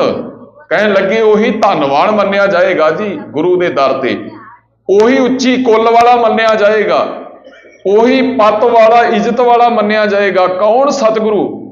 ਜੀਵਨ ਮੁਕਤ ਜੇ ਸਿਰਦੈ ਭਗਵੰਤ। ਕਹਿਣ ਲੱਗੇ ਜਿਹਦਾ ਜੀਵਨ ਮੁਕਤ ਹੋ ਗਿਆ ਤੇ ਹਿਰਦੇ ਦੇ ਵਿੱਚ ਭਗਵੰਤ ਨੂੰ, ਪਰਮਾਤਮਾ ਨੂੰ ਪ੍ਰਗਟ ਕਰ ਲਿਆ। ਧਨ ਧਨ ਧਨ ਜਨ ਆਇਆ, ਜਿਸ ਪ੍ਰਸਾਦ ਸਭ ਜਗਤ ਤਰਾਇਆ।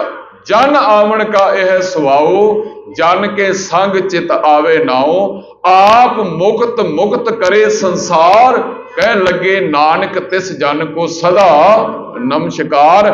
ਐਸੇ ਮਹਾਨ ਪੁਰਸ਼ ਦੇ ਚਰਨਾਂ ਵਿੱਚ ਸਾਡੀ ਨਮਸਕਾਰ ਹੈ, ਜਿਹੜਾ ਆਪ ਬੰਦਗੀ ਦੇ ਭਗਤੀ ਦੇ ਮਰਤਬੇ ਨੂੰ, ਪਦਵੀ ਨੂੰ ਪ੍ਰਾਪਤ ਕਰ ਲੈਂਦਾ ਹੈ। ਹੁਣ ਪਰਮ ਪਦਵੀ ਦਾ ਜ਼ਿਕਰ ਹਜ਼ੂਰ ਨੇ ਅੱਜ ਦੇ ਅੰਮ੍ਰਿਤ ਬਚਨ ਵਿੱਚ ਕੀਤਾ ਹੈ।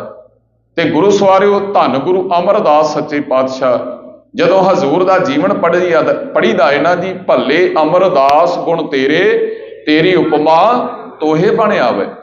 ਧੰਨ ਸਤਿਗੁਰੂ ਗੁਰੂ ਅਮਰਦਾਸ ਮਹਾਰਾਜ ਜੀ ਦੇ ਜੀਵਨ ਵਿੱਚੋਂ ਸਿੱਖਾਂ ਦੇ ਜੀਵਨ ਨੂੰ ਜਦੋਂ ਪੜ੍ਹਿਆ ਜਾਂਦਾ ਹੈ ਤੇ ਗੁਰੂਦੇਵ ਦੇ ਜੀਵਨ ਦੇ ਵਿੱਚੋਂ ਸਿੱਖਾਂ ਦੇ ਜੀਵਨਾਂ ਨੂੰ ਜਦੋਂ ਪੜ੍ਹਦੇ ਆ ਤੇ ਸਨਮਾਨਯੋਗ ਇੱਕ ਸਿੱਖ ਦਾ ਜ਼ਿਕਰ ਮਿਲਦਾ ਹੈ। ਸੁਲਤਾਨਪੁਰ ਲੋਧੀ ਦੇ ਲਾਗੇ ਇੱਕ ਨਗਰ ਹੈ ਜੀ, ਡੱਲਾ ਨਗਰ। ਇੱਥੋਂ ਦੇ ਰਹਿਣ ਵਾਲੇ ਸਨ ਤੇ ਭਾਈ ਗੁਰਦਾਸ ਜੀ ਨੇ ਉਹਨਾਂ ਦੇ ਜੀਵਨ ਦੇ ਬਾਰੇ ਲਿਖਿਆ, ਪਾਰੋ ਜੁਲਕਾ ਪਰਮਹੰਸ ਪੂਰੇ ਸਤਿਗੁਰ ਕਿਰਪਾ ਧਾਰੀ। ਕਹਿਣ ਲੱਗੇ ਪਾਰੋ ਜੁਲਕਾ ਨਾਮ ਹੈ ਤੇ ਪਰਮਹੰਸ ਦੀ ਪਦਵੀ ਮਿਲ ਗਈ ਹੈ। ਕਿਵੇਂ ਮਿਲੀ ਹੈ? ਪੂਰੇ ਗੁਰੂ ਅਮਰਦਾਸ ਜੀ ਨੇ ਉਹਨਾਂ ਦੇ ਸਿਰ ਤੇ ਮਿਹਰ ਭਰਿਆ ਹੱਥ ਰੱਖ ਦਿੱਤਾ। ਇੱਕ ਵਾਰ ਨਾ ਜੀ ਆਪ ਜੀ ਪਹਿਲੇ ਗੁਰੂ ਅੰਗਦ ਸਾਹਿਬ, ਜਿਹੜੇ ਗੁਰੂ ਅਮਰਦਾਸ ਤੋਂ ਪਹਿਲਾਂ ਹੋਏ, ਗੁਰੂ ਅੰਗਦ ਸਾਹਿਬ ਜੀ ਦੇ ਦਰਬਾਰ ਵਿੱਚ ਖਡੂਰ ਸਾਹਿਬ ਆਇਆ ਕਰਦੇ ਸਨ। ਸਤਿਗੁਰੂ ਦੀ ਬਾਣੀ ਦਾ ਪਾਠ ਹੋ ਰਿਹਾ ਸੀ। ਜਦੋਂ ਪਰਮਹੰਸ ਦੀ ਹੰਸ ਦਾ ਜ਼ਿਕਰ ਆਇਆ ਬਾਣੀ ਦੇ ਵਿੱਚ, ਤੇ ਭਾਈ ਪਾਰੋ ਜੁਲਕਾ ਜੀ ਨੇ ਸਵਾਲ ਕੀਤਾ ਗੁਰੂ ਅੰਗਦ ਸਾਹਿਬ ਪਾਤਸ਼ਾਹ ਨੂੰ। ਕਹਿਣ ਲੱਗੇ ਮਹਾਰਾਜ, ਇਹ ਪਰਮਹੰਸ ਦੀ ਪ੍ਰਾਪਤੀ ਵੀ ਕਿਸੇ ਨੂੰ ਹੁੰਦੀ ਹੈ ਇਸ ਪਦਵੀ ਦੀ? ਹਜ਼ੂਰ ਹੱਸ ਕੇ ਬਚਨ ਕਰਦੇ ਨੇ, ਕਹਿਣ ਲੱਗੇ ਪਾਰੋ ਜੁਲਕਾ ਜੀ, ਜੁੜੇ ਰਹੋ ਗੁਰੂ ਨਾਨਕ ਦੇ ਚਰਨਾਂ ਨਾਲ, ਗੁਰੂ ਨਾਨਕ ਦੇ ਘਰ ਨਾਲ। ਅਕਾਲ ਪੁਰਖ ਦੀ ਕਿਰਪਾ ਹੋ ਗਈ, ਕੀ ਪਤਾ ਤੁਹਾਨੂੰ ਨਾ ਇਹ ਪਦਵੀ ਪ੍ਰਾਪਤ ਹੋ ਜਾਏ। ਸੋ ਲਗਾਤਾਰ ਭਾਈ ਪਾਰੋ ਜੁਲਕਾ ਜੀ ਰੋਜ਼ ਆਪ ਜੁੜਦੇ ਨੇ, ਦੂਸਰਿਆਂ ਨੂੰ ਜੋੜਦੇ ਨੇ। ਗੁਰੂ ਸਵਾਰਿਓ, ਰੋਜ਼ਾਨਾ ਉਹਨਾਂ ਨੇ ਆਪਣੇ ਡੱਲੇ ਨਗਰ ਤੋਂ, ਹੁਣ ਬਿਆਸਾ ਦਰਿਆ ਵਿਚਕਾਰ ਵਿੱਚ ਹੈ, ਤੇ ਗੋਇੰਦਵਾਲ ਸਾਹਿਬ ਸਤਿਗੁਰੂ ਤੀਸਰੇ ਪਾਤਸ਼ਾਹ ਗੁਰੂ ਅਮਰਦਾਸ ਜੀ ਦੇ ਦਰਬਾਰ ਦੇ ਵਿੱਚ ਪਹੁੰਚਣਾ, ਰੋਜ਼ ਜਾਣਾ, ਮਰਿਆਦਾ ਦੇ ਨਾਲ ਜਾ ਕੇ ਬਾਣੀ ਪੜ੍ਹਨੀ, ਸੇਵਾ ਕਰਨੀ, ਗੁਰੂ ਦਰਬਾਰ ਦਾ, ਗੁਰੂ ਚਰਨਾਂ ਦਾ ਲਾਹਾ ਲੈਣਾ। ਤੇ ਭਾਈ ਪਾਰੋ ਜੁਲਕਾ ਜੀ ਦਾ ਜੀਵਨ ਇੰਨਾ ਉੱਚਾ ਸੁੱਚਾ ਹੈ, ਬਾਣੀ ਸਦਾ ਪੜ੍ਹਦੇ ਰਹਿੰਦੇ ਸਨ, ਬੜੇ ਸੂਝਵਾਨ ਬਿਰਤੀ ਦੇ ਮਾਲਕ ਸਨ। ਉਹਨਾਂ ਦੀ ਘੋੜੀ ਵੀ ਕਹਿੰਦੇ ਇੰਨਾ ਸਿਆਣਾ ਉਹ ਜਾਨਵਰ ਸੀ, ਕਦੇ ਉਹਦੀਆਂ ਵਾਗਾਂ ਨਹੀਂ ਸੀ ਪੜੀਆਂ, ਉਹ ਧੌਣ ਤੇ ਰੱਖ ਛੱਡ ਦਿੰਦੇ ਸਨ ਰੱਸਾ, ਤੇ ਆਪਣੇ ਆਪ ਘੋੜੀ ਗੋਇੰਦਵਾਲ ਸਾਹਿਬ ਬਿਆਸਾ ਦਰਿਆ ਨੂੰ ਪਾਰ ਕਰਕੇ ਆ ਜਾਂਦੀ ਸੀ। ਫਿਰ ਸ਼ਾਮ ਨੂੰ ਵਾਪਸ ਪਿੰਡ ਭਾਈ ਸਾਹਿਬ ਨੂੰ ਪਰਿਵਾਰ ਵਿੱਚ ਲੈ ਜਾਇਆ ਕਰਦੀ ਸੀ। ਬਿਆਸਾ ਦਰਿਆ ਦੇ ਵਿੱਚ ਹੜ੍ਹ ਆਇਆ, ਪਾਣੀ ਬਹੁਤ ਭਾਰਾ ਵਗ ਰਿਹਾ ਹੈ, ਉੱਚਾ ਵਗ ਰਿਹਾ ਹੈ, ਕਿਨਾਰਿਆਂ ਤੋਂ ਪਾਰ ਹੋ ਕੇ ਤੇ ਭਾਈ ਪਾਰੋ ਜੁਲਕਾ ਜੀ ਉਧਰੋਂ ਆਪਣੇ ਡੱਲੇ ਨਗਰ ਤੋਂ ਗੋਇੰਦਵਾਲ ਸਾਹਿਬ ਗੁਰੂ ਅਮਰਦਾਸ ਪਿਤਾ ਜੀ ਦੇ ਦਰਸ਼ਨਾਂ ਨੂੰ ਜਾ ਰਹੇ ਨੇ। ਤੇ ਜਲੰਧਰ ਦਾ ਨਵਾਬ ਹੈ, ਫੌਜ ਉਹਦੀ ਖੜੀ ਹੈ, ਉਹਦਾ ਨਾਂ ਹੈ ਅਬਦੁੱਲਾ। ਉਹ ਆਪਣੀ ਫੌਜ ਲੈ ਕੇ ਦਰਿਆ ਦੇ ਇਸ ਕਿਨਾਰੇ ਖੜਾ ਹੈ, ਮੈਂ ਦੂਸਰੇ ਕਿਨਾਰੇ ਪਾਰ ਜਾਣਾ ਹੈ, ਪਰ ਦਰਿਆ ਦਾ ਪਾਣੀ ਇੰਨਾ ਤੇਜ਼ ਹੈ ਵਹਾਓ, ਉਹਦੇ ਤੋਂ ਪਾਰ ਨਹੀਂ ਦਰਿਆ ਹੋ ਰਿਹਾ। ਇੰਨੀ ਦੇਰ ਨੂੰ ਭਾਈ ਪਾਰੋ ਜੀ ਆ ਗਏ। ਭਾਈ ਪਾਰੋ ਜੀ ਜਦੋਂ ਪਹੁੰਚੇ, ਉਹਨਾਂ ਨੇ ਬੜੇ ਨਿਡਰਤਾ ਦੇ ਨਾਲ, ਬੜੀ ਨਿਧੜਕਤਾ ਦੇ ਨਾਲ, ਗੁਰੂ ਪਿਆਰ ਦੇ ਵਿੱਚ, ਸਹਿਜ ਅਵਸਥਾ ਦੇ ਵਿੱਚ, ਪਰਮ ਪਦਵੀ ਦਾ ਜ਼ਿਕਰ ਕਰ ਰਹੇ ਹਾਂ, ਚਲਦਿਆਂ ਚਲਦਿਆਂ ਸਹਿਜ ਨਾਲ ਹੀ ਦਰਿਆ ਨੂੰ, ਬਿਆਸਾ ਨੂੰ ਪਾਰ ਕਰ ਲਿਆ। ਆਪਾਂ ਅੰਮ੍ਰਿਤ ਬਾਣੀ ਦਾ ਇੱਕ ਬਚਨ ਪੜ੍ਹ ਲਈਏ, ਸੁਣਿਆ ਹਾਥ ਹੋਵੇ ਅਸਗਾ। ਜਦੋਂ ਗੁਰੂ ਨੂੰ ਸੁਣਨਾ ਸ਼ੁਰੂ ਕਰ ਦਿੰਦਾ ਹੈ ਨਾ ਮਨੁੱਖ, ਫਿਰ ਗਹਿਰੇ ਸਮੁੰਦਰਾਂ ਦੇ ਵਿੱਚ ਬੰਦੇ ਦਾ ਹੱਥ ਪੈ ਜਾਂਦਾ ਹੈ, ਭਵ ਸਾਗਰ ਤੋਂ ਬੰਦਾ ਪਾਰ ਹੋ ਜਾਂਦਾ। ਹੁਣ ਭਾਈ ਪਾਰੋ ਜੁਲਕਾ ਜੀ ਸਹਿਜੇ ਹੀ ਦਰਿਆ ਬਿਆਸਾ ਨੂੰ ਪਾਰ ਕਰ ਗਏ, ਮਗਰ ਯਤਨ ਕੀਤਾ ਜਲੰਧਰ ਦੇ ਨਵਾਬ ਅਬਦੁੱਲੇ ਨੇ ਆਪਣੀ ਫੌਜ ਸਮੇਤ ਕਿ ਮੈਂ ਵੀ ਏਦਾਂ ਦਰਿਆ ਪਾਰ ਕਰ ਲਵਾਂ, ਪਰ ਉਹਦੀ ਹਿੰਮਤ ਨਾ ਪਈ, ਵਾਪਸ ਆ ਗਿਆ। ਸ਼ਾਮਾਂ ਪਈਆਂ ਤੇ ਭਾਈ ਪਾਰੋ ਜੁਲਕਾ ਜੀ ਫੇਰ ਉਦਾਂ ਘੋੜੀ ਤੇ ਚੜੇ ਚੜਾਏ ਬਿਆਸਾ ਦਰਿਆ ਨੂੰ ਪਾਰ ਕਰਦੇ ਨੇ। ਜਦੋਂ ਇਸ ਕਿਨਾਰੇ ਆਏ ਤੇ ਫੌਜਦਾਰ ਨੇ ਰੋਕ ਲਿਆ, ਕਹਿਣ ਲੱਗਾ, ਗੁਰਸਿੱਖ ਹੋ, ਗੁਰੂ ਦੇ ਹੋ, ਤੁਹਾਨੂੰ ਡਰ ਨਹੀਂ ਲੱਗਦਾ ਦਰਿਆ ਦੇ ਪਾਣੀ ਤੋਂ? ਇੰਨਾ ਡੋਬੂ ਪਾਣੀ ਹੈ, ਇੰਨਾ ਤੇਜ਼ ਵਹਾਓ ਹੈ, ਮੈਂ ਦੇਖ ਰਿਹਾ ਹਾਂ, ਸਵੇਰੇ ਵੀ ਤੁਸੀਂ ਦੇਖਦਿਆਂ ਦੇਖਦਿਆਂ ਦਰਿਆ ਪਾਰ ਕਰ ਗਏ, ਹੁਣ ਵੀ ਤੁਸੀਂ ਦੇਖਦਿਆਂ ਦੇਖਦਿਆਂ ਦਰਿਆ ਪਾਰ ਕਰ ਗਏ ਹੋ, ਤੁਹਾਨੂੰ ਜ਼ਰਾ ਜਿੰਨਾ ਵੀ ਡਰ, ਤੁਹਾਡੇ ਅੰਦਰ ਘਬਰਾਹਟ ਨਹੀਂ ਦਿਖਾਈ ਦੇ ਰਹੀ? ਇਹਦਾ ਦੱਸੋ ਮੈਨੂੰ, ਰਾਜ ਕੀ ਹੈ, ਕਿਹੜੀ ਤਾਕਤ ਹੈ, ਕਿਹੜੀ ਸ਼ਕਤੀ ਹੈ ਤੁਹਾਡੇ ਕੋਲ? ਤੇ ਚੇਤੇ ਰੱਖਿਓ, ਭਾਈ ਪਾਰੋ ਜੁਲਕਾ ਜੀ ਨੇ ਉੱਥੇ ਬਚਨ ਕਿਹਾ, ਕਹਿਣ ਲੱਗੇ, ਸੁਣ ਅਬਦੁੱਲਾ ਨਵਾਬ ਫੌਜਦਾਰ, ਇੱਕ ਦਰਿਆ ਕੀ ਇਦਾਂ ਦੇ ਬੇਅੰਤ ਕਰੋੜਾਂ ਦਰਿਆ ਵੀ ਰਸਤੇ ਵਿੱਚ ਆ ਜਾਣ, ਜਦੋਂ ਗੁਰੂ ਦਾ ਸ਼ਬਦ ਨਾਲ ਹੋਵੇ ਨਾ, ਬਾਣੀ ਹੋਵੇ, ਉਦੋਂ ਦਰਿਆਵਾਂ ਦਾ ਪ੍ਰਭਾਵ ਨਹੀਂ ਦਿਸਦਾ, ਉਦੋਂ ਗੁਰੂ ਦੇ ਸ਼ਬਦ ਦਾ ਪ੍ਰਤਾਪ ਦਿਸਦਾ, ਉਦੋਂ ਗੁਰੂ ਦਾ ਸ਼ਬਦ ਅਗਵਾਈ ਕਰ ਰਿਹਾ ਹੁੰਦਾ। ਹੋਰ ਪ੍ਰਭਾਵਿਤ ਹੋਇਆ ਨਵਾਬ ਜਲੰਧਰ ਦਾ ਫੌਜਦਾਰ, ਕਹਿਣ ਲੱਗਾ, ਜੀ ਦੱਸੋ, ਇਹ ਪਦਵੀ, ਇਹ ਪ੍ਰਾਪਤੀ, ਇਹ ਅਵਸਥਾ ਮੈਨੂੰ ਵੀ ਮਿਲ ਸਕਦੀ ਹੈ? ਕਹਿਣ ਲੱਗੇ, ਹਾਂ ਕਿਉਂ ਨਹੀਂ ਮਿਲ ਸਕਦੀ? ਕਹਿਣ ਲੱਗਾ, ਆਪਣੇ ਮੁਰਸ਼ਿਦ ਕੋਲ ਲੈ ਜਾਓ ਨਾ, ਫਿਰ ਮੈਨੂੰ ਵੀ, ਆਪਣੇ ਪਿਆਰੇ ਗੁਰੂ ਦੇ ਕੋਲ ਮੈਨੂੰ ਵੀ ਲੈ ਜਾਓ, ਮੈਨੂੰ ਵੀ ਇਹ ਦਾਤ ਪ੍ਰਾਪਤ ਹੋ ਜਾਵੇ, ਮੈਂ ਵੀ ਨਿਡਰ ਹੋ ਜਾਵਾਂ, ਨਿਧੜਕ ਹੋ ਜਾਵਾਂ, ਸਹਿਜ ਅਵਸਥਾ ਮੈਨੂੰ ਵੀ ਮਿਲ ਜਾਵੇ। ਤੇ ਭਾਈ ਪਾਰੋ ਜੁਲਕਾ ਜੀ ਨੇ ਬਚਨ ਕਿਹਾ, ਕਹਿਣ ਲੱਗੇ, ਸੁਣ ਫੌਜਦਾਰ, ਗੁਰੂ ਚਰਨਾਂ ਵਿੱਚ ਜਾਣ ਦੀ ਇੱਕ ਮਰਿਆਦਾ ਹੈ। ਗੁਰੂ ਚਰਨਾਂ ਵਿੱਚ ਜਾਣਾ ਹੋਵੇ ਨਾ, ਜੇ ਕੋਈ ਦਾਤ ਲੈਣੀ ਹੈ, ਪ੍ਰਾਪਤੀ ਕਰਨੀ ਹੈ, ਤੇ ਇੱਕ ਮਰਿਆਦਾ ਹੈ, ਉਹਦੇ ਵਿੱਚੋਂ ਲੰਘਣਾ ਪੈਂਦਾ ਹੈ। ਕਹਿੰਦਾ ਦੱਸੋ? ਕਹਿੰਦਾ ਫੌਜਦਾਰੀ ਦਾ ਰੋਹਬ ਛੱਡਣਾ ਪੈਣਾ ਹੈ, ਇਹ ਪਦਵੀ ਛੱਡਣੀ ਪੈਣੀ ਹੈ। ਨਿਮਰਤਾ ਨਾਲ, ਨਿਰਮਾਨਤਾ ਦੇ ਨਾਲ ਜਾਏਗਾ ਤੇ ਮੇਰਾ ਗੁਰੂ ਬਖਸ਼ਿਸ਼ ਕਰੇਗਾ, ਅਸੀਸ ਬਖਸ਼ਿਸ਼ ਕਰ ਦੇਗਾ। ਹੁਣ ਫੌਜਦਾਰ ਨੂੰ ਇਹ ਬਚਨ ਕਹਿ ਕੇ ਭਾਈ ਜੀ ਚਲੇ ਗਏ, ਕਹਿਣ ਲੱਗੇ, ਕੱਲ ਨੂੰ ਅਸੀਂ ਆਵਾਂਗੇ, ਏਦਾਂ ਤੁਸੀਂ ਆਪਣੇ ਆਪ ਨੂੰ ਤਿਆਰ ਕਰ ਲਿਓ ਤੇ ਅਸੀਂ ਤੁਹਾਨੂੰ ਲੈ ਜਾਵਾਂਗੇ। ਖਾਲਸਾ ਜੀ, ਅਗਲੇ ਦਿਨ ਭਾਈ ਪਾਰੋ ਜੁਲਕਾ ਜੀ ਆਏ ਤੇ ਫੌਜਦਾਰ ਚੰਗਾ ਸੀ, ਫਿਰ ਵੀ ਮੈਂ ਕਹਿੰਦਾ ਚੰਗਾ ਨਿਕਲਿਆ, ਸਿਆਣਾ ਨਿਕਲਿਆ। ਉਹਨੇ ਆਪਣੀ ਪਦਵੀ, ਜਿਹੜੀ ਫੌਜਦਾਰੀ ਦਾ ਰੁਤਬਾ ਸੀ ਨਾ, ਆਪਣੇ ਪੁੱਤਰ ਨੂੰ ਦੇ ਦਿੱਤਾ, ਆਪਣੇ ਬੰਦਿਆਂ ਨੂੰ ਸੌਂਪ ਕੇ ਜ਼ਿੰਮੇਵਾਰੀ। ਉਹ ਬਿਲਕੁਲ ਐ ਫਕੀਰਾਂ ਵਾਂਗ ਸਾਦਗੀ, ਨਿਰਮਾਣਤਾ ਦੇ ਵਿੱਚ ਤਿਆਰ ਬੈਠਾ ਹੈ। ਭਾਈ ਪਾਰੋ ਜੀ ਆਏ ਤੇ ਉਸ ਫੌਜਦਾਰ ਨੂੰ, ਆਮ ਬੰਦਾ ਬਣਿਆ ਸੀ, ਉਹਨੂੰ ਨਾਲ ਲਿਆ ਤੇ ਗੋਇੰਦਵਾਲ ਸਾਹਿਬ ਦਰਿਆ ਫੇਰ ਉਦਾਂ ਹੀ ਵਗ ਰਿਹਾ, ਆਪਣੀ ਘੋੜੀ ਦੇ ਪਿੱਛੇ ਬਿਠਾਇਆ ਤੇ ਭਾਗਾਂ ਵਾਲੇ ਉਹ ਲਿਜਾ ਕੇ ਗੁਰੂ ਅਮਰਦਾਸ ਦੇ ਦਰਬਾਰ ਵਿੱਚ ਜਦੋਂ ਸਾਹਮਣੇ ਪਹੁੰਚੇ ਤੇ ਗੁਰੂ ਅਮਰਦਾਸ ਪਿਤਾ ਜੀ ਨੂੰ ਤਖਤ ਤੇ ਸੁਭਾਏਮਾਨ ਬੈਠਿਆਂ ਦੇਖਿਆ।